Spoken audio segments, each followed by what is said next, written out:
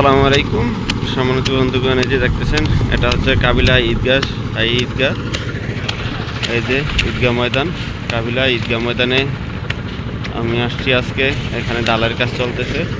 এই যে ঈদের বাকি নেই, সেই জন্য খুব তাড়াতাড়ি ডালার কাজ চলতেছে।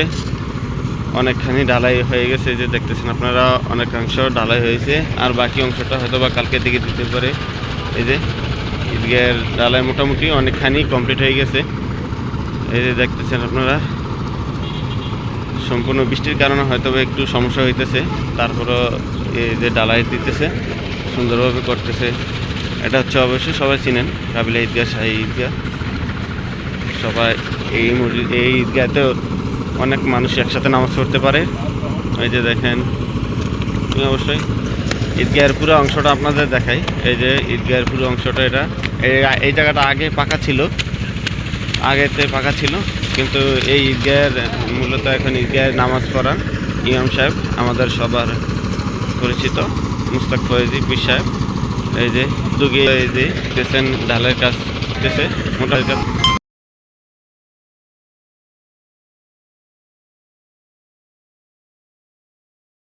এই যে দেখেন সবাই কত কষ্ট করে ঢালাই করতেছে, খুব পরিশ্রম করতেছে। মূলত আগে অনেকখানি অনেক কাতারে ছিল, এখন মূলত 10 কাতারের উদ্যোগ নিয়েছে, 10 কাতারে ঢালাই চলতেছে। এই যে এখন 10 কাতারে ঢালাই চলতেছে।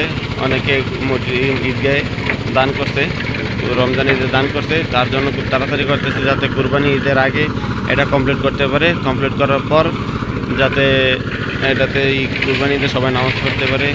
নতুন করে 10 কাতারের ঢালাই চলতেছে বর্তমানে কাজ। এই যে দেখতেছেন 10 কাতারের কাজ ঢালাই হবে আজকে।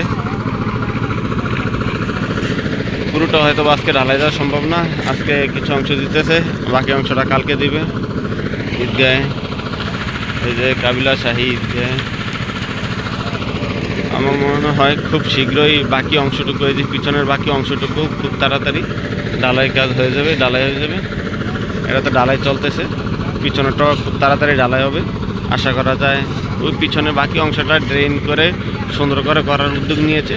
আসলে আস্তে আস্তে সবার দানে এটা হইতেছে, সবাই বেশি বেশি দান করবেন, দান করে খুব তাড়াতাড়ি যাতে এটা ঈদগাহটা কমপ্লিট হতে পারে, সেই জন্য আপনারা চেষ্টা করবেন। অবশ্যই সবার দানের উসিলায় আল্লাহ এটাকে এত দূরে নিয়ে আসতেছে।